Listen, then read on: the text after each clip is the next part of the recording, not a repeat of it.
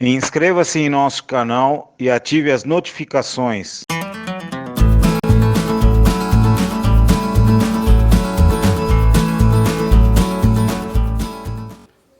Quantos de vocês creem na glória de Deus? Amém. Quantos de vocês creem no poder de Deus? Amém. Quantos de vocês creem que o mesmo poder que ressuscitou a Jesus dos mortos está aqui nesta noite? Amém. Amém? Amém. Então por que você não dá um amém tão mais forte? Amém. Israel, quando derrubou as muralhas de Jericó, não foi com... Não. Foi com um brado de júbilo com toda a força. Primeiro calaram-se, rodearam 7 vezes. E depois então gritaram. E quando gritaram, as muralhas foram implodidas. Naquela época já existia implosão. E nesta noite eu creio que o mesmo Deus que implodiu aquelas muralhas está aqui nesta noite para implodir muralhas na nossa vida. Eu creio que o mesmo Deus que implodiu aquela muralha está aqui hoje para implodir muralhas na sua vida e na minha vida. E eu estava orando ainda há pouco, Senhor, a começar em mim, porque eu também preciso. Faz a tua obra nesta noite. Eu creio nisso. Eu creio que este poderá ser o melhor culto das nossas vidas até o próximo domingo. Amém? Até o próximo culto, quarta-feira ou quinta-feira. Sempre tem que ser melhor, sempre tem que ser melhor. Porque nós vamos conhecendo o nosso Deus. E o povo que conhece o seu Deus faz o quê? Faz proezas. O povo que conhece o seu Deus faz proezas. Quantas proezas você já fez? Eu tenho contado as minhas e tem sido tão pouquinhas. E eu tenho orado ao Senhor. Senhor, eu ainda não te conheço, eu quero te conhecer mais.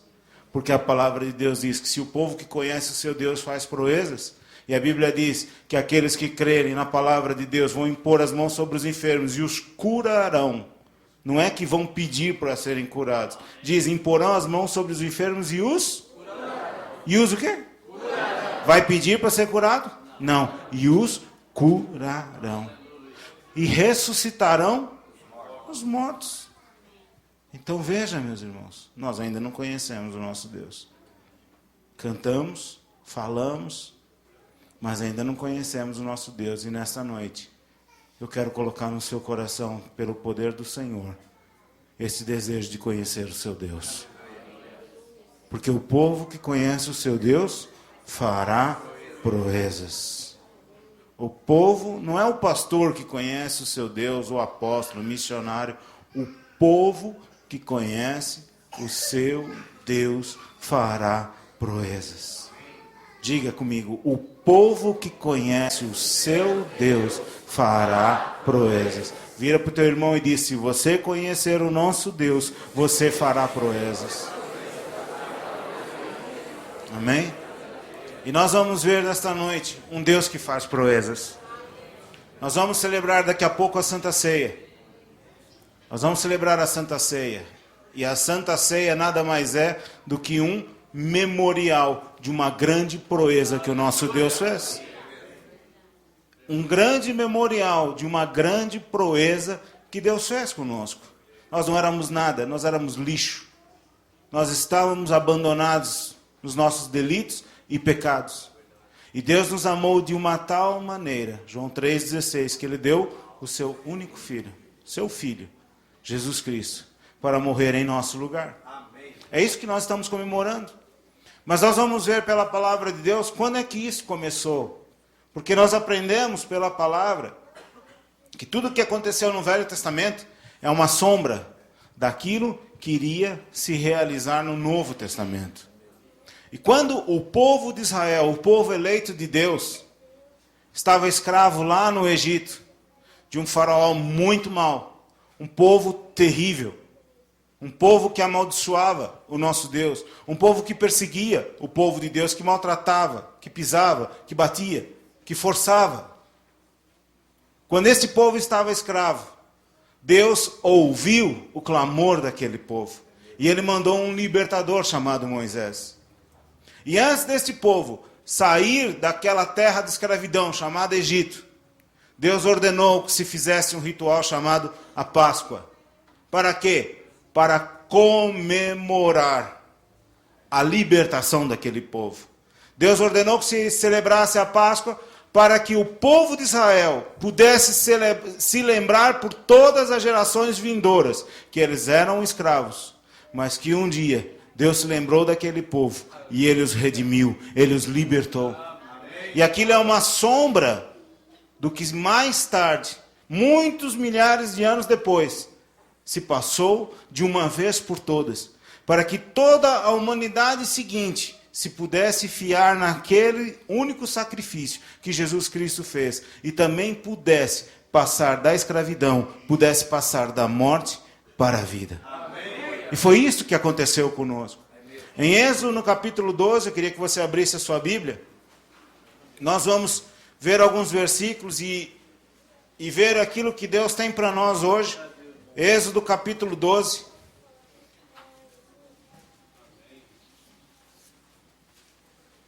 A partir do versículo 1 a gente pode ir vendo algumas coisas. Disse o Senhor a Moisés e a Arão na terra do Egito: este mês para vós será o primeiro mês do ano. Veja que Deus não contou o tempo para trás. Deus começou a contar o tempo daquele povo a partir da libertação. Deus começou a contar o tempo para aquele povo a partir da sua libertação. Deus começa a contar o nosso tempo a partir da nossa libertação. Porque as nossas iniquidades e os nossos pecados, Ele não se lembra mais. A nossa velha vida, Ele já nem se lembra mais. Quem tem mania de lembrar os nossos fracassos passados, a nossa vida passada, é Satanás. Porque o nosso Deus não se lembra mais dos nossos pecados. E ele disse para aquele povo: este mês será o primeiro mês. A partir de agora, eu começo a contar a vossa vida. Dizei a toda a congregação de Israel: aos 10 deste mês, tome cada homem um cordeiro para a sua família, um cordeiro para cada casa. Versículo 5. O cordeiro ou o cabrito será sem defeito, um macho de 1 ano, o qual tomareis das ovelhas ou das cabras. Nós vamos lendo assim e já vamos falando. Cordeiro, símbolo de Jesus Cristo. E Deus ordenou que esse cordeiro seja sem mácula, sem mancha, sem sujeira nenhuma. Um cordeirinho branco, limpo, símbolo do Senhor Jesus Cristo. Ele não tinha pecado nenhum. Não tinha pecado nenhum. E ele serviu de expiação pelos nossos pecados. Esse cordeiro, ele levava o pecado de toda aquela geração, de toda aquela nação de Israel. Esse cordeiro levava sobre ele toda a maldade, tudo aquilo de errado que as pessoas daquela época de Israel tinham feito. Mas Deus disse: olha, você pega o cordeiro e vão sacrificar esse cordeiro. E em cima daquele cordeiro ia o pecado de todo aquele povo. No versículo 7, diz assim: tomarão do sangue e o porão em ambas as ombreiras e na verga da porta, nas casas que o comerem. Veja, além de pegarem aquele cordeiro, de iam comer aquele cordeiro, eles tinham que pegar aquele sangue e barrar na porta. Barrava em cima, nas ombreiras, em cima, e barrava embaixo. É símbolo do quê? Da cruz de Cristo. Ele verteu sangue nas suas mãos, verteu sangue na sua cabeça, verteu sangue nos seus pés. Aquelas pessoas que estavam dentro daquela casa, em que havia esse sangue barrado, estavam protegidas. Esse sangue é símbolo de proteção. É símbolo de uma proteção tremenda. Símbolo da cruz de Cristo. Este cordeiro, este sangue que fala ali no Velho Testamento, eram provisórios. Aquilo tudo era provisório. Tudo aquilo ali, tudo que aconteceu no Velho Testamento era provisório, mas apontavam para um único caminho, para o Cordeiro de Deus, para Jesus Cristo. O próprio João Batista, quando ele apareceu, o que é que ele disse acerca de Jesus? Eis o Cordeiro de Deus que tira o pecado do mundo. Eis aí o Cordeiro de Deus que tira o pecado do mundo. Em Hebreus 10:4 diz assim: porque é impossível que por sangue de touros e bodes tire o pecado. É impossível. Então aquilo dali, na realidade, não ia tirar pecado de ninguém. Eles podiam matar quantos bodes eles quisessem.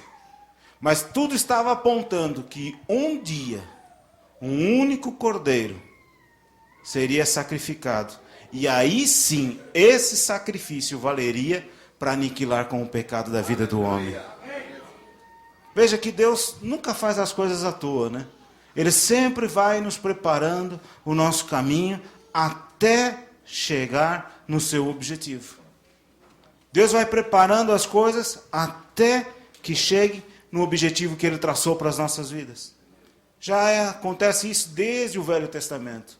Tudo que aconteceu no Velho teve o seu significado. E serve de lição para nós até hoje. Algumas pessoas às vezes dizem, eu só leio o Novo Testamento porque o Velho já não me diz respeito, eu não estou debaixo da lei. Mas quem disse que o Velho Testamento só trata da lei? Quem foi que disse isso? Há tantos ensinamentos no Velho Testamento que são válidos para nós até hoje. Aliás, quando Jesus diz, eu não vim abolir a lei, eu vim cumpri-la. Eu vim cumprir a lei. Então nós temos que ler a Bíblia inteira para compreender o propósito de Deus para as nossas vidas. Compreender, aliás, o significado de tudo aquilo que Jesus fez. É exatamente por isso que o diabo coloca tantos empecilhos para nós não conhecermos a palavra de Deus. E se nós não conhecermos a palavra de Deus, consequentemente nós não vamos saber o que é que Jesus fez por nós. Nós não vamos dar valor àquilo que Deus tem feito por nós até hoje. Nem vamos nos dar conta do grande livramento que Deus tem providenciado para nós a cada dia. Amém. Ou você olha aí fora e vê que este mundo, não consegue ver que este mundo está cada vez pior. E, no entanto, parece que nós estamos numa redoma de vidro. Nós não somos atingidos pela grande desgraça que acontece aí fora. Amém? Amém. Por quê? Porque nós estamos debaixo da proteção do nosso Deus. Amém. Nós estamos barrados, a nossa vida está barrada no sangue do Senhor Jesus Cristo. Vamos para o versículo 11. Como é que Deus mandou que ele comece? Eu não vou entrar aqui em muitos detalhes agora, porque seria até cansativo agora a gente ver isso. Eu quero ver o ponto principal, que é aquilo que Deus tem feito por nós, aquilo que Ele fez, aquilo que Ele tem feito por nós, e aquilo que Ele vai fazer aqui nesta noite, em nome de Jesus Cristo. Assim comereis os vossos lombos cingidos, os vossos sapatos nos pés, o vosso cajado na mão, como eis apressadamente. Esta é a Páscoa do Senhor. Páscoa quer dizer passagem. Quer dizer, vem de um lugar e vai para outro. E como é que Deus mandou que aquele povo comesse? De qualquer maneira? Não, mandou que aquele povo comesse já ataviados para a viagem. Mala pronta, tudo prontinho, roupinha vestida para viajar. Muitos irmãos pensam que ser cristão, a vida cristã, é como quem vai num cruzeiro. Agora, essa época de verão, aparece muito cruzeiro aí no litoral. Aqueles barcos bonitos, navios bonitos.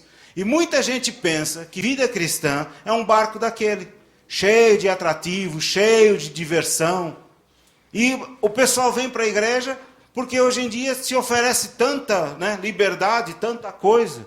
Então as pessoas veem, de vez eu estar no mundo onde eu estou sujeito a drogas, a prostituição e etc., eu venho para dentro da igreja, que eu também tenho diversão na mesma e não estou sujeito às mesmas coisas. Então ela parece que está entrando num barco de recreio, num grande cruzeiro aí da linha C, qualquer essa coisa aí que corre aqui o litoral do Brasil. Mas a realidade não é essa. A realidade, irmãos, é que quando nós entregamos a nossa vida a Jesus Cristo, é que nós entramos num barco de guerra. Nós entramos num grande navio de guerra. Já naquela época o Senhor disse, olhe, apronte-se, você vai participar desta Páscoa, vossos lombos cingidos, sapatos nos pés, cajado na mão, e vão comer apressadamente. Como é que um soldado come? Larga as armas. Quando Gideão foi escolher os soldados, Deus mandou fazer alguns testes, não é?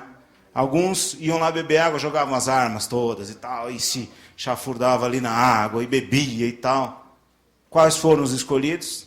Aqueles que estavam atentos, arma na mão, e bebiam como cães, lambiam ali a água, mas a todo tempo atento, vigiando. Como é que Deus nos mandou nos portar?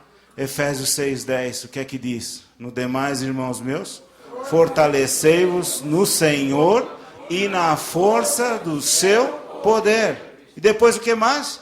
revesti-vos de toda a armadura de Deus, para que possais estar firmes contra o quê? Mas afinal de contas, irmãos, hoje o evangelho é tudo tão bom. Ser crente é tudo tão fácil. Nós estamos debaixo da proteção de Deus. É verdade. Nós estamos debaixo da proteção de Deus. Nós estamos debaixo da sombra de Deus. Mas o diabo ainda não está destruído por completo. Nós cantamos, né? Debaixo dos meus pés e tal. E alguns sambam. E não sei o quê. Às vezes o diabo sai debaixo do pé, dá uma deslizadinha e vai lá e ele é que encarca o pé do irmão. Para que possais estar firmes contra as astutas ciladas do diabo. Vê o paralelo? Lá em Êxodo, milhares de anos antes, Deus disse, vão comer a Páscoa preparados, vestidos, calçados os pés, para uma longa viagem. Efésios 6, muitos anos depois, como é que você faz? No demais, irmãos meus, fortalecei-vos no Senhor e na força do seu poder. Parou aí? Não. Aí ele manda, veste a armadura. Veste a armadura, põe o capacete, pega a espada, pega o escudo. Sapato nos pés, todo preparado. Por quê? Porque a luta vai vir e não vai ser pouca. O diabo vai criar armadilhas. E muitas vezes nós pensamos que as armadilhas vêm de fora. A armadilha que vem de fora, eu costumo dizer o seguinte, as lutas que vêm de fora do povo do mundo são muito fáceis essas. Porque essas, ao nome de Jesus Cristo, dobra o seu joelho e acabou. Você é perseguido na sua empresa? Pode orar à vontade. E quando a luta acontece dentro da sua casa? E quando a luta acontece dentro da igreja? Igual a você, irmão igual a você, que também crê em Jesus, que também canta como você canta, que também lê a Bíblia como você lê, e de repente a luta se arma. De repente a luta se arma. Acontece isso quantas vezes? Quantos irmãos nós vemos às vezes tristes, chateados, e não vem mais à igreja porque o irmão ali falou mal de mim e tal, não sei o que lá, mas você foi ver o que aconteceu. Eu não, poxa vida, ele é meu irmão e tá assim e tal, nem lá no mundo eu não vi essas coisas. Às vezes as pessoas falam assim, poxa vida, dentro da igreja é pior do que lá no mundo. Você nunca ouviu falar isso, né? Eu já ouvi. Quantas vezes eu vou fazer visitas e vou ver irmãos, não vou mais, porque não vou naquela igreja, não vou na Vila Rubi, estou indo ali na Vila Silva, porque lá aconteceu isso, aconteceu assado. Mas a Bíblia diz para nós estarmos vigiando em todo o tempo, preparados, ataviados, espada na mão, porque esta guerra, meus irmãos, só vai acabar o dia que Jesus voltar. Amém. Até lá, nós vamos estar numa constante viagem e numa guerra constante. Amém? Amém. Ou você acha que está tudo fácil? Por vezes na nossa vida há momentos que é tudo muito bom. Há momentos de bonança que são gostosos. Mas outras vezes não. Deus permite que as lutas venham para ver qual é o nosso estado. Se nós estamos preparados ou não, se nós estamos atentos ou não. E é exatamente nos períodos de luta é que mais nós nos aproximamos de Deus. E mais nós descobrimos o grande Deus que nós temos.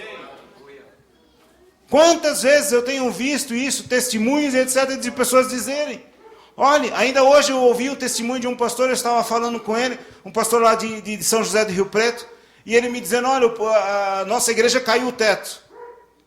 Por causa das chuvas, houve umas chuvas a semana passada em São José do Rio Preto, e o teto da igreja desabou.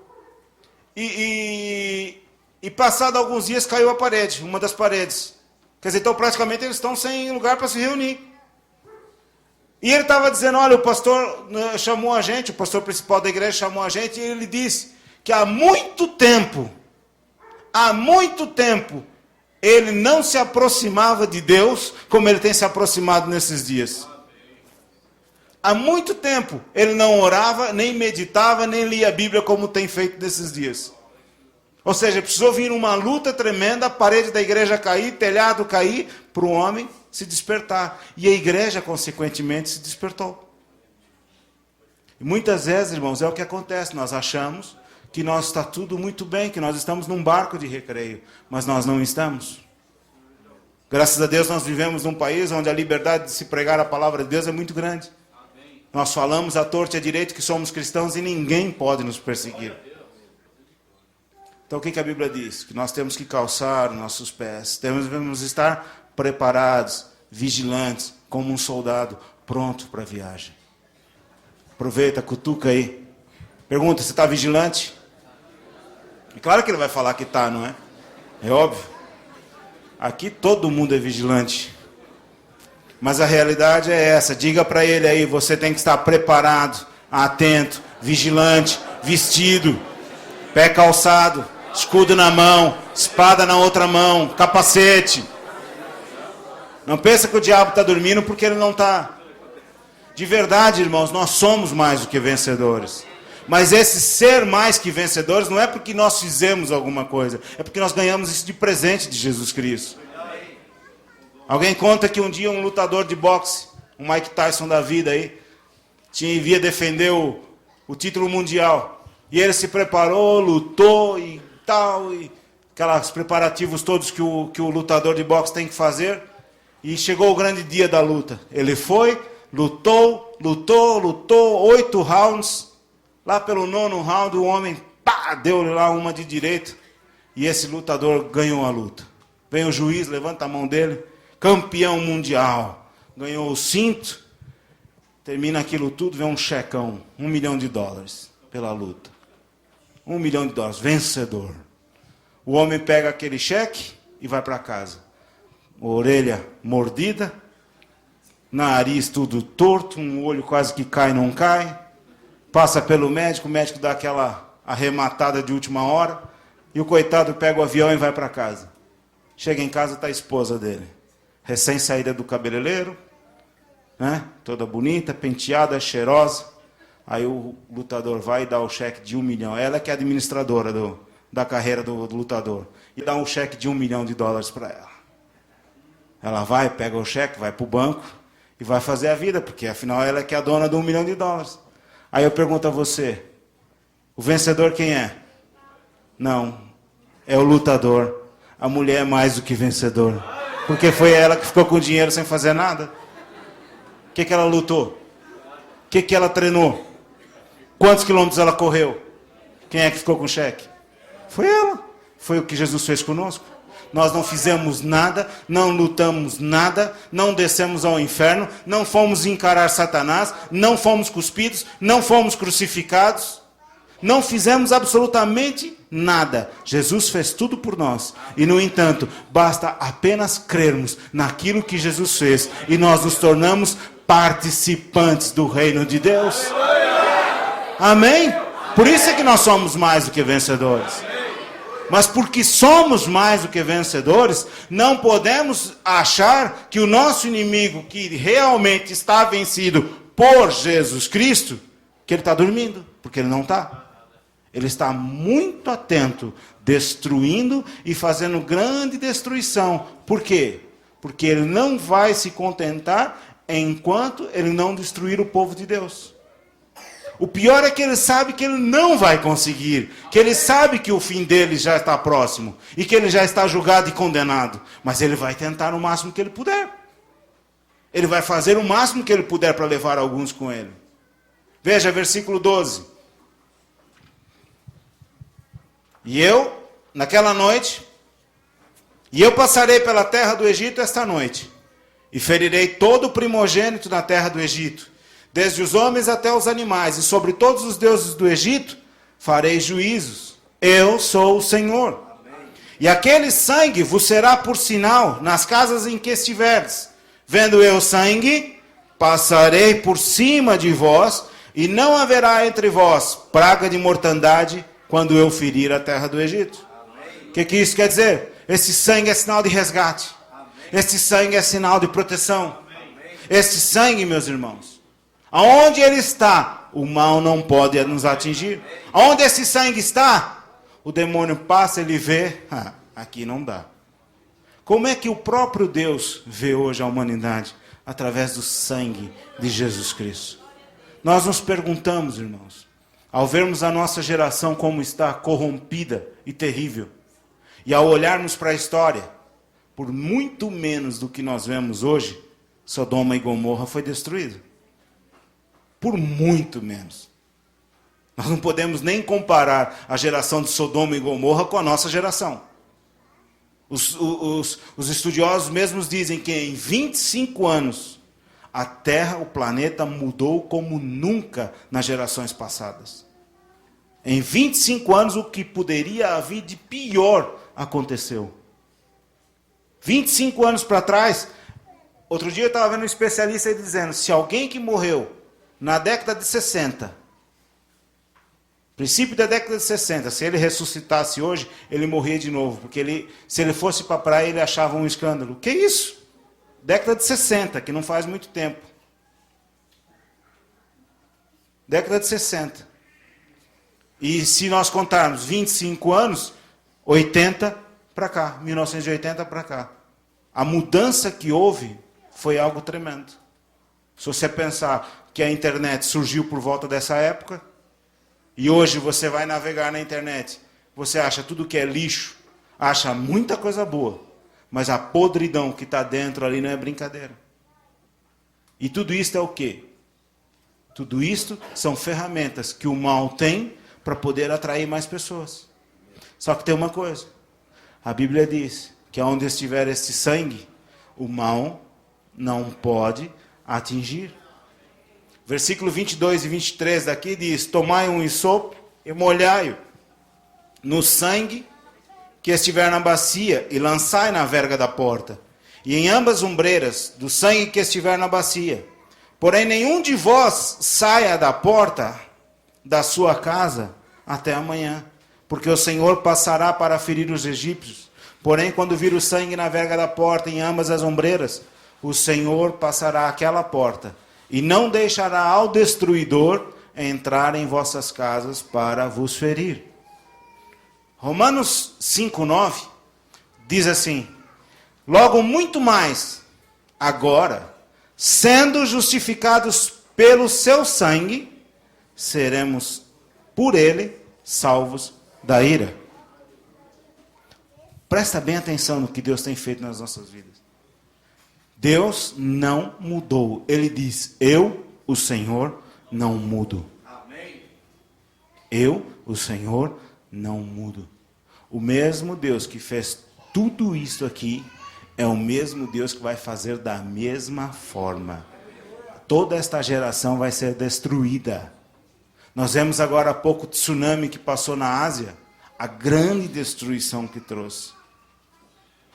E nós estamos vendo o quê? Na Índia, grande destruição. Em várias partes do mundo. Agora fala-se da gripe aviária. Onde é que já se viu que frango tem gripe? Irmãos, pensa bem nisso. A gente acha engraçado, mas pensa bem. Onde é que se viu isso, que frango tem gripe? E, no entanto, as aves que vão de um continente para outro trazem esta gripe. E por mutação genética. Quem é que já ouviu falar em tal de mutação genética? Tudo coisa agora moderna. Passa para o homem, se desenvolve no homem e mata o homem em pouco tempo. Que loucura é essa? Ah, isso é o diabo, porque tudo que é mal vem do diabo. Pode acreditar que sim. Isso vem de Deus. Eu creio mesmo. Por quê? Porque esta geração não quer saber de Deus. Esta geração zomba de Deus. E esta geração zomba do povo de Deus. E você acha que Deus mudou? Não, ele mandou essas pragas no Egito e destruiu aquele povo. Por quê? Porque eles zombavam de Deus e zombavam do povo de Deus. Mas Deus disse, no lugar onde esse sangue estiver, eu não deixarei o destruidor tocar, pois você, da mesma forma, nós hoje estamos barrados no sangue de Jesus Cristo. Nós somos justificados pelo sangue de Jesus Cristo. E o destruidor não pode tocar você. Às vezes eu vejo muito cristão com medo de macumba, de feitiçaria. Que o outro fez macumba. E aí, pastor, o que eu faço? O que você quer fazer? Repreende em nome de Jesus Cristo, porque maior é o que está em você do que o diabo que está no mundo. Agora vamos ter medo de um diabo vencido? Mas para isto, Olha o que a palavra de Deus diz: não saia de dentro da casa. Só estava protegido quem estava dentro de casa. Só está protegido quem está debaixo da sombra do Onipotente. Se você anda no domingo na igreja e na semana anda por aí vagueando, fazendo o que bem entende, não pensa que você tem a proteção de Deus. O mundo inventou uma expressão: Deus é pai. Deus é pai.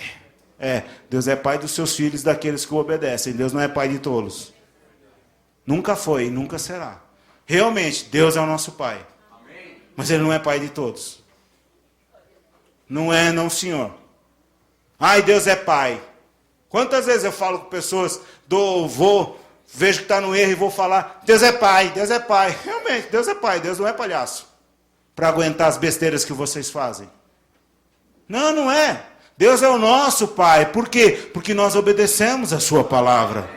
E ele diz: aquele que habita no esconderijo do Altíssimo, a sombra do Onipotente descansará.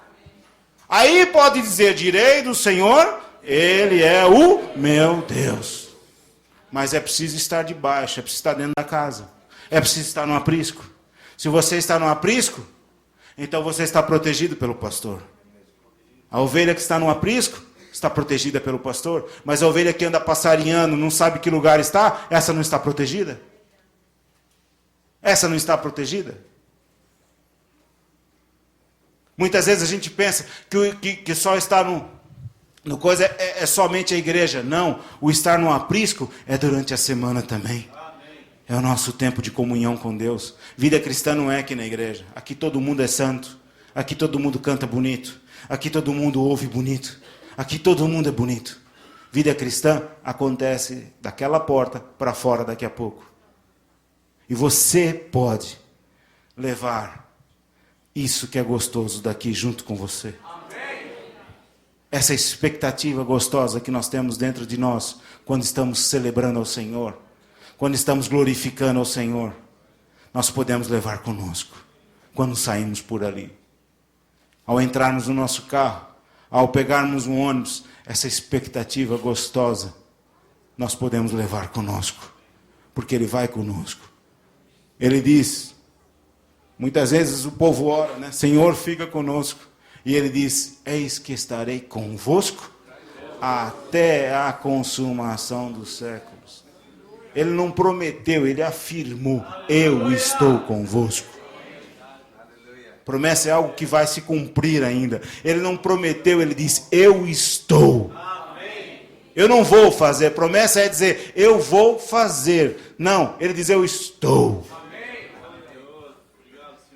Ele está conosco. Logo, muito mais agora, sendo justificados pelo seu sangue, seremos por ele salvos da ira. Versículo 14, deste mesmo capítulo aqui onde nós estamos lendo, diz: e esse dia vos será por memória, e celebrá-lo-eis por festa ao Senhor. Nas vossas gerações o celebrareis por estatuto perpétuo. Que é o memorial. Memorial é um marco, ou uma cerimônia, que visa servir como lembrança de uma palavra ou como de um acontecimento. E nós passamos por um acontecimento histórico. Nós passamos por um acontecimento histórico quando Jesus teve misericórdia de nós. Muita gente diz: quando eu aceitei Jesus. Não, foi quando Jesus nos aceitou. Ele é que nos aceitou, Ele é que nos redimiu. Esse dia foi histórico na nossa vida. Ontem muita gente passou por esse dia histórico, não é? Muita gente celebrou esse dia histórico, passando da morte para a vida. E nós estamos com este memorial, com esta lembrança. Nunca podemos nos esquecer de quem nós éramos. O que nós éramos e o que somos hoje, pela graça do Senhor Jesus Cristo. Depois ele diz, versículo 15: 7 dias comereis pães asmos. Ao primeiro dia tirareis o fermento das vossas casas. Ele disse: hoje será o primeiro mês, será o primeiro dia. E ele diz: no primeiro dia, tira o quê? Fermento. O que é o fermento? O fermento é a massa velha, a massa que azeda. Por ela azedar, ela faz crescer o pão. Então o fermento pode ser para bom, para bem, mas pode ser também para mal. Se nós usarmos o fermento para bem, é aquele que faz crescer a massa da igreja, né? Mas há o fermento velho. O fermento velho, rançoso, estragado. E este, aonde chega, contamina tudo. Este fermento não presta, simboliza o pecado. E ele diz, no primeiro dia, tira o fermento, tira o pecado. Por quê? Porque onde houver fermento, o que vai acontecer? Leveda toda a massa. O câncer começa por uma única célula, pequenininha. A célula não se vê a olho nu. Numa cabeça de alfinete, existem milhares, milhões de células. Mas começa o câncer por uma única célula. E em pouco tempo ele se alastra e o corpo todo fica contaminado. Pode ver que onde você está num lugar onde há uma pessoa azeda, que só reclama, em pouco tempo aquele lugar onde ela está contaminado. Vai a uma fila de banco, por exemplo, e alguém começa a reclamar. Uma única pessoa começa a reclamar. Ou alguém começa a discutir com o outro. Em pouco tempo há uma briga ali naquele lugar. Outro dia eu estava numa fila de banco, e um homem passou e a mulher que estava aqui atrás reclamou. De repente, aquilo proliferou. Era um tal de gente azeda reclamando da vida, do INPS, do Lula, do governo, sei lá de quanta coisa. Por quê? Fermento velho azeda tudo. Aonde está alguém que tenha pecado, ou se você tem contato com o pecado, é a mesma coisa. Entra num ambiente onde se frita sardinha. Qual é o cheiro que você fica? Hã? Que cheiro você fica? Cheiro de azarro? Entra onde está fritando sardinha. Que cheiro você fica? Cheiro de sardinhê. Essência de sardinha. Nem você tomando banho parece que aquilo não sai. Entra onde há pecado. E você vai ficar cheirando a pecado. Você vai ficar impregnado de pecado. Ah, mas eu sou muito mais forte. Fica onde há pecado. Aquilo que os teus olhos veem o tempo todo. Tua mente vai começar a pensar. Contamina. Cuidado. Muitas vezes, irmãos, a gente fala, os pastores falam, e os irmãos acham, não é bem assim como o pastor diz. Ouve e vai e faz tudo como antes. Depois a vida não dá certo. Aí vem o destruidor e atinge. Mas por que o destruidor atinge? Veja que naquele populacho que havia ali no Egito, não havia só gente de Israel. Muita gente estrangeira acreditou. Até egípcios acreditaram. Porque a Bíblia diz em outro trecho que o populacho que ia com Israel, não saiu só o povo de Israel. Saiu egípcio no meio também. Saiu gente lá do meio também. Eles ouviram e creram. Ah, vai ter destruição? Deixa eu ser mais esperto. E entrou debaixo daquela casa, daquele teto. Assim, meus irmãos, acontece conosco. Nós conhecemos a palavra de Deus, a nossa vida está barrada no sangue de Jesus Cristo. O mal não pode vir sobre nós, mas nós temos que ser obedientes à palavra de Deus. E o ser obediente não é o fazer o que você quer, mas é fazer o que Deus quer. O que é abster-se do fermento? É separar-se do pecado, é viver uma vida de santidade. Fale comigo assim. Porque esta é a vontade de Deus. A minha santificação. Diga mais uma vez. Porque esta é a vontade de Deus. A minha santificação. 1 Tessalonicenses 4, 3 a 5 é que diz isso. Que vos abstenhais da prostituição. Prostituição não é só usar o corpo lá para fazer coisa errada, não. É ver lixo também, você está se prostituindo. Porque nós fomos salvos. Nós já fomos limpos. E se você voltar para lá, é como a porca que foi lavada. Ela sempre vai voltar. Só que a natureza nossa foi mudada.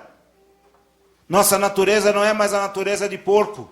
Não é mais a natureza suja. Agora é uma natureza limpa. Como é que eu posso sujar aquilo que Deus limpou? Fugir. E o fugir não depende de Deus, depende de nós. Nós é que tomamos a decisão de fugir do pecado.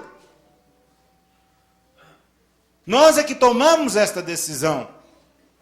Nós é que temos que tomar, assim como resistimos à tentação de roubar, ou você sai roubando por aí. Entra num banco e diz, vou levar o dinheiro todo. Não, por quê? Porque você sabe que dá problema. Nós devemos também resistir à tentação de pecar, seja ele qual for. Porque realmente Deus perdoa, mas há um limite também. Deus estabelece limites. Deus estabelece limites. E nós temos que ouvir isso. Deus deseja a nossa santificação. O que é santificação? É você se tornar santo, separado para Deus. Você não é de si mesmo. Você é propriedade exclusiva de Deus. Nós não nos pertencemos mais a nós mesmos. Nós muitas vezes temos mania de olhar para os outros. Ah, mas o fulano fez e não deu nada. Ah, porque o fulano assim e assado. Não me interessa os outros. Cada um de nós vai prestar conta diante de Deus. Diz aí para o seu irmão, Deus deseja a sua santificação. Aliás, não diga Deus deseja. Diga Deus exige a sua santificação. Amém? Essa santificação é algo que vem pelo Espírito Santo na nossa vida. É uma ação do Espírito Santo. Mas para o Espírito Santo agir na nossa vida, nós temos que ver que ele é um Espírito Santo. Ele não gosta de se contaminar com o pecado. Ele não pode se contaminar com aquilo que é sujo. Ele é muito manso, ele é muito calmo. E ele quer estar num ambiente limpo. E se nós deixarmos, ele vai invadir a nossa vida por completo.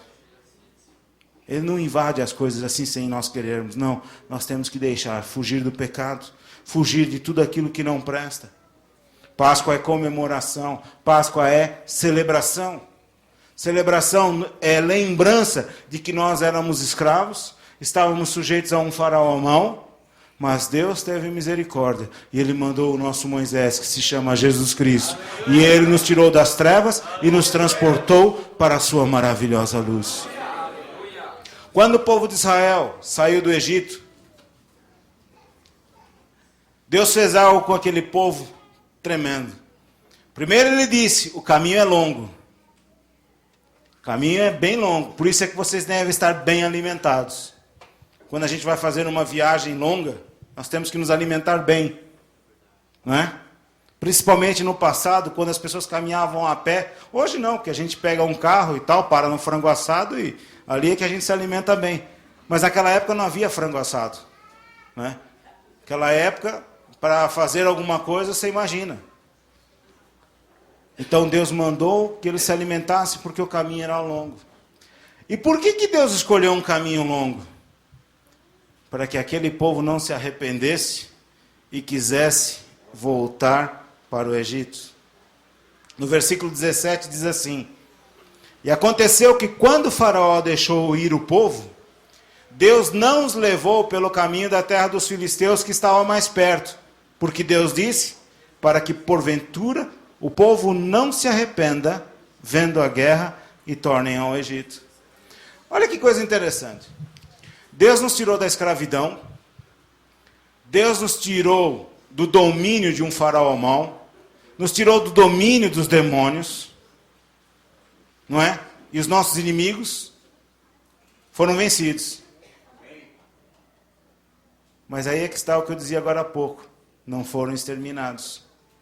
Outros inimigos ainda há pelo caminho. E o que Deus disse? Eu não vou trazer aquele povo pelo caminho curto, porque eles vão ver a guerra e vão querer desistir e vão ver voltar. E vão querer voltar. Ou seja, há outros inimigos que precisam ser vencidos. Então veja uma coisa, Deus nos levou e Deus nos leva por um caminho mais longo. Não poderia ser, a gente já aceita Jesus e já era santo imediatamente? E Deus já nos dava assim, já direto, o dom da vida eterna e vivêssemos eternamente? Por que Deus não fez isso? E se de repente a gente resolve voltar? E com a vida eterna, pecando eternamente? Deus nos leva pelo caminho mais longo. E vai nos testando. E quantas vezes a guerra aumenta que parece que não vai acabar. Quando nós entramos no batismo das águas, passamos, aceitamos, somos recebidos por Jesus e vamos passar pelo batismo. O povo de Israel saiu do Egito e durante o caminho, o que ele teve que fazer? Atravessar o mar. E se nós olharmos o mapa, há terra seca por ali. Deus podia ter dado a volta, mas Deus levou eles pelo meio do mar. Ou seja, não havia retorno. O batismo nas águas é exatamente isto. É o ponto de não retorno. Quando a gente passa pelo batismo nas águas, não dá mais para retornar. Em aviação, quando o avião vai passar por cima do oceano, até algumas milhas, ele tem um ponto que ele pode retornar. Depois daquilo já existe o ponto de não retorno. Se houver uma pane, a única saída é ir em frente. Não tem mais jeito. Até umas milhas ele consegue voltar. Depois daquilo, só indo em frente. Não tem como voltar. É o que eles chamam de o ponto de não retorno. Então você veja uma coisa, que o batismo nas águas é exatamente isso. É o ponto de não retorno, aonde nós vamos e morremos. Não tem jeito de voltar. Você passa por aquelas águas e não tem jeito de voltar. E daí é que nós entendemos o porquê de tantas lutas que nós passamos antes deste batismo nas águas.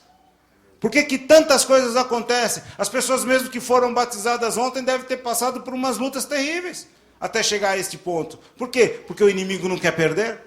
Faraó deixou o povo sair, mas depois veio atrás. O diabo faz a mesma coisa. Ele perde, mas depois ele vem atrás para tentar recuperar. E quando você passa pelo batismo nas águas, esses seus inimigos ficam todos afogados naquele mar. Ficam todos afogados. Faraó, seus cavalos e seus cavaleiros morrem afogados ali. Os teus inimigos ficaram afogados ali naquele mar. É o ponto de não retorno. Diga, o batismo nas águas é o ponto de não retorno. A partir dali, meu amigo, você já não tem mais como voltar. Se você voltar e entrar naquele mar de novo, a morte é certa. Não tem mais como passar. Por isso é que muita gente morre ao tentar voltar para o mundo. Morre. Por quê? Porque não tem jeito de voltar. Não dá mais. Lembre-se que você escapou daquele domínio. Então você passou a ser inimigo. Se você quiser entrar naquele território de novo, o que vai acontecer? Eles vão te matar? É inimigo? É espião? Não é o mesmo que saiu daqui rindo da nossa cara, dizendo que Jesus era o Senhor, agora está aqui de novo? Ah, é? Então você vai ver quem é o Senhor. Então você veja, passou por aquilo tudo. Israel passou por aquilo tudo. Até chegar na terra prometida. Mas havia lutas, guerras, e assim é conosco. E a Bíblia diz que tudo isto era o quê? Sombra do que haveria de vir, das coisas que haviam de vir. Finalmente, passado muitos anos, esta sombra tornou-se realidade. Aleluia. Jesus Cristo veio a esta terra, viveu aqui, foi em tudo o nosso exemplo, nos mostrou como é que nós devemos viver. E antes dele se tornar, de substituir de uma vez por todas este cordeiro, ele chamou os seus discípulos e ele ensinou, fez a transição, não ensinou, ele fez a transição da Páscoa para aquilo que nós chamamos hoje de Santa Ceia. A Páscoa acabou ali. A Páscoa exigia que toda vez que fosse comemorado, um cordeiro precisava ser morto. E Jesus definitivamente celebrou a última Páscoa, porque ele se ofereceu como o único cordeiro que precisava ser morto. A Páscoa foi encerrada ali. Ele se ofereceu como um cordeiro imaculado, branco, sem mancha, nem ruga. Não havia nada de impureza nele. De uma vez por todas, ele foi o nosso cordeiro pascal. E ele se ofereceu em sacrifício, definitivamente pela vida do homem. Já não precisa mais haver sacrifício. Ele foi o sacrifício. E quando ele chamou os seus discípulos, em Mateus 26, podemos ir lá, Mateus 26, ele deu instruções aos seus discípulos. E são as mesmas instruções que nós seguimos até hoje. Nós já não seguimos mais o ritual da Páscoa. Não temos que matar um cordeiro cada vez. Não temos que aspergir sangue na porta. Não temos que fazer todo aquele ritual que eles faziam. Porque Jesus substituiu tudo isso. Amém. De uma vez por todas, ele foi morto, o cordeiro foi morto. E a nossa vida já não é mais a porta da nossa casa. Agora é a nossa vida que não só está barrada, mas está lavada definitivamente pelo sangue de Jesus Cristo. Amém, queridos? Então em Mateus 26, nós podemos ver no versículo 26. Depois que ele mandou que os discípulos preparassem, fossem preparar a Páscoa, seguissem todo aquele ritual que era necessário fazer. Aí no versículo 26, Jesus disse a eles, e quando comiam, Jesus tomou o pão e abençoando o partiu e disse aos discípulos, e deu aos discípulos e disse, tomai, comei, isto é o meu corpo.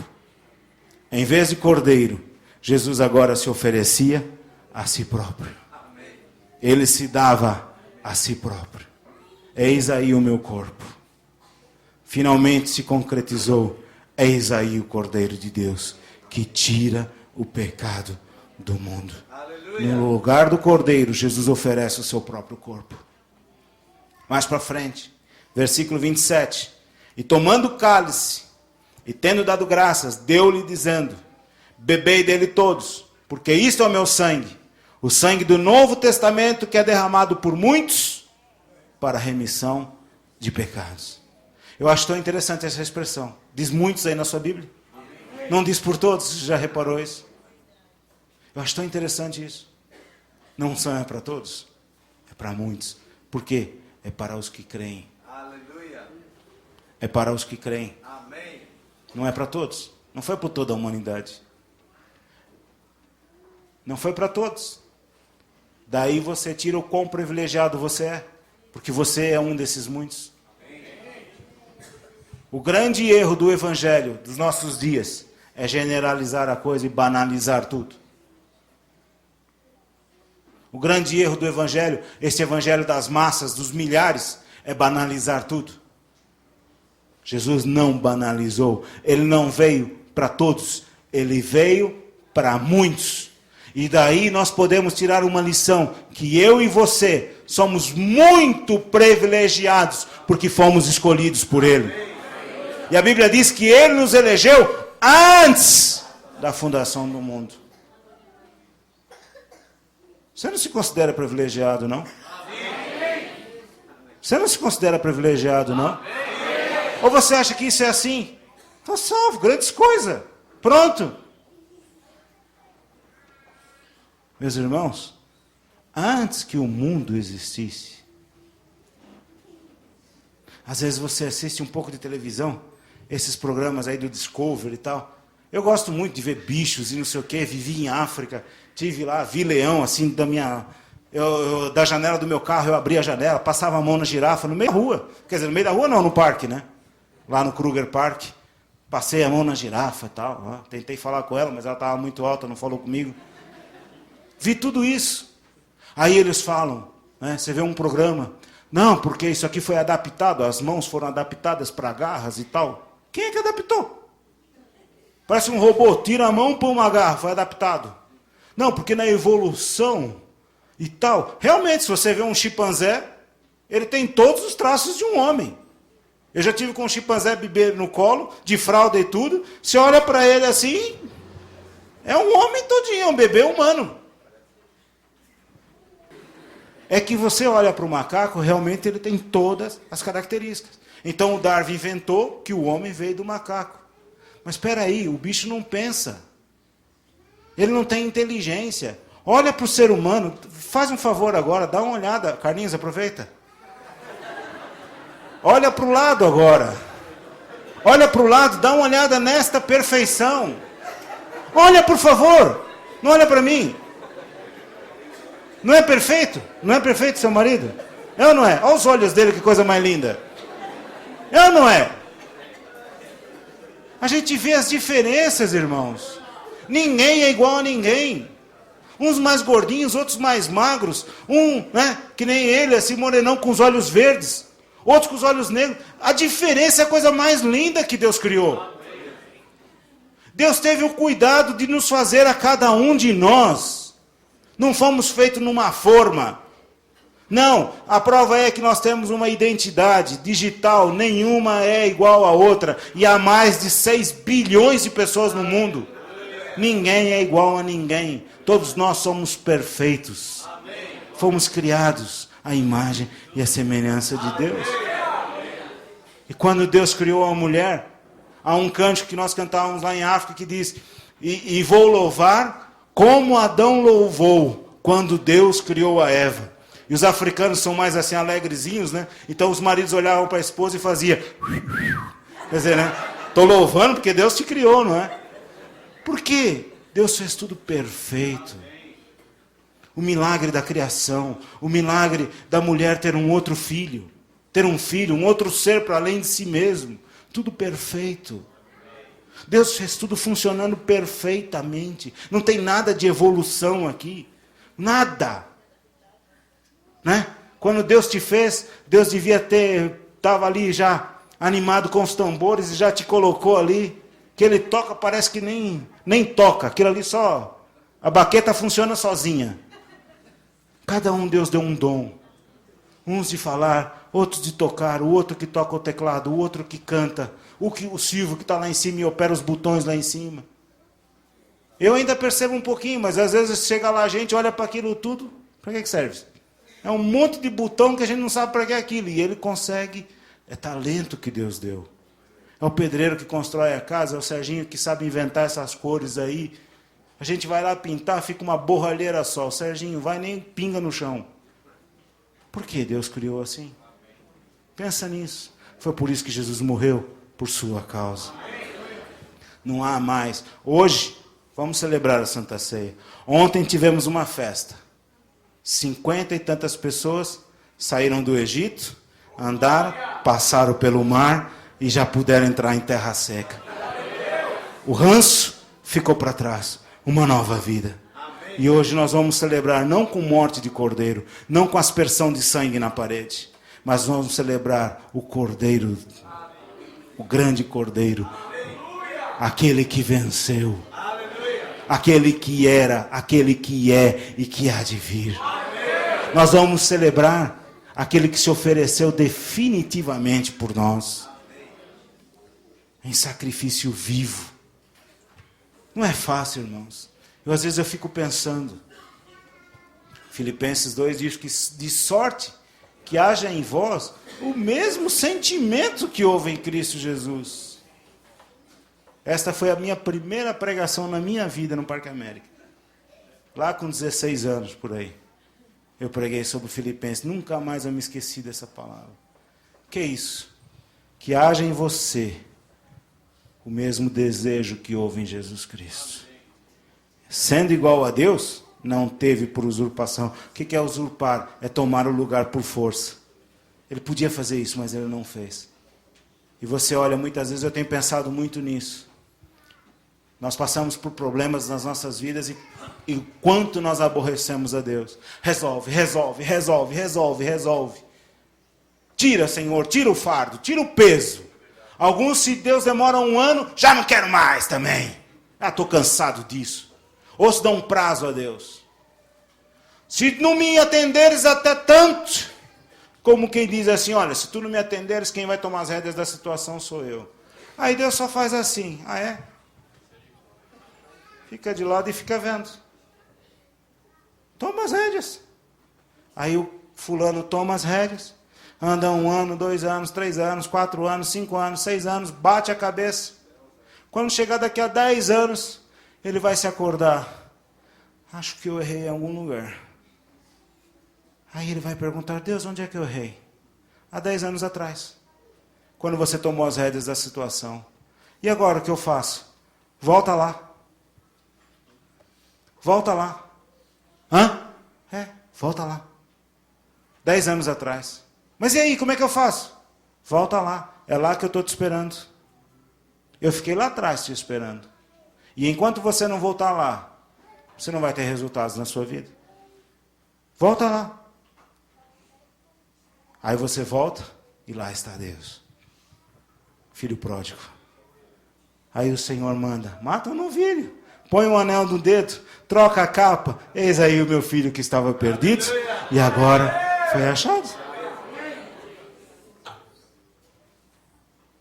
Quer saber mais do que Deus? Em lugar do sangue nas portas, Jesus barrou a nossa vida. Lavou a nossa vida. Eu queria que o grupo de louvor viesse para cá, por favor. Barrou a nossa vida. 1 Coríntios 5,7 diz: alimpai-vos, pois, do fermento velho. Para quê? Para que sejais uma nova massa. Assim como estáis sem fermento. Porque Cristo, nossa Páscoa, foi sacrificado por nós. Pelo que façamos festa, não com fermento velho, nem com o fermento da maldade e da malícia, mas com os asmos da sinceridade e da verdade. Amém? O sangue precioso de Jesus Cristo foi vertido em nosso lugar. O apóstolo Paulo, muitos anos depois, a gente lê a Bíblia, parece que é tudo assim, um grudado ao outro, né? Mas Paulo não viveu, ele não teve o ministério na mesma época de Jesus, foi muito tempo depois, mais de 60 anos depois. E ele disse: porque eu recebi do Senhor o que também vos ensinei, que na noite em que Jesus foi traído, tomou o pão. Na noite em que Jesus foi traído, ele se ofereceu como um cordeiro. Definitivamente acabou a morte de cordeiros. Vocês não fazem ideia da bagunça que aquilo era. Alguns estudiosos dizem que o sacrifício ficou tão vulgarizado que as pessoas já sabiam como ela ia pecar. E ela sabia que o único jeito de ter perdão do seu pecado era oferecer um cordeiro. Ela sabia que ia pecar, então o que ela fazia? Ela oferecia o cordeiro e ia e pecava na mesma. Mas Jesus veio e acabou com tudo isso. Ele é o nosso sacrifício. Ele é o nosso cordeiro. O cordeiro que um dia vai voltar para buscar a sua igreja. E essa igreja está espalhada por toda parte do mundo. Eu fico vendo, irmãos, o mundo fica horas numa fila. O Corinthians jogou agora em Goiânia. Os homens saíram daqui, foram para Goiânia, assistiram o jogo, pegaram um ônibus, voltaram. E muitos na segunda-feira foram trabalhar. Gritaram: Corinthians é campeão, Corinthians é campeão. E você não via eles com sono. Quantos corintianos eu encontrei na rua? E todos despertos. Às vezes você vê shows aí no Pacaembu, no Morumbi, não sei aonde. Eles ficam 3, 4 dias na fila para assistir um bando de bêbados e drogados. E eles não sentem sono. Nós viemos à igreja celebrar o autor da vida. E ficamos, não acaba. O frio não deixa celebrar o autor da vida. Nós viemos à igreja ouvir Deus a falar para nós. Uma vez, há muitos anos atrás, eu tinha um primo que trabalhava num clube no Morumbi.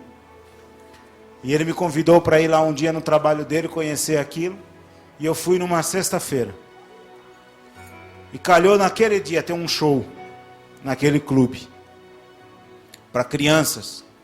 9 horas da noite. Para criança. Criança lá do Morumbi. E o grupo estava lá dentro do camarim. E meu primo trabalhava na despensa daquilo ali. E ia pizza, ia lanche, não sei o quê. E aquele grupo de rock ia se apresentar para crianças. Em 1 hora foram 4 garrafas de uísque, não sei quantas garrafas de cerveja. E cada garçom que entrava dentro do camarim deles, quando saía, tinha que ser medicado porque saía tonto de tantas drogas que eles estavam fumando lá dentro. Aí saem e vão tocar para as crianças. encher as crianças de demônios. Mas nós temos o autor da vida. Nós temos Jesus Cristo, o Cordeiro de Deus. E nós vamos celebrar a esse Jesus. Antes de tomar a Santa Ceia, nós vamos celebrar o que Jesus fez.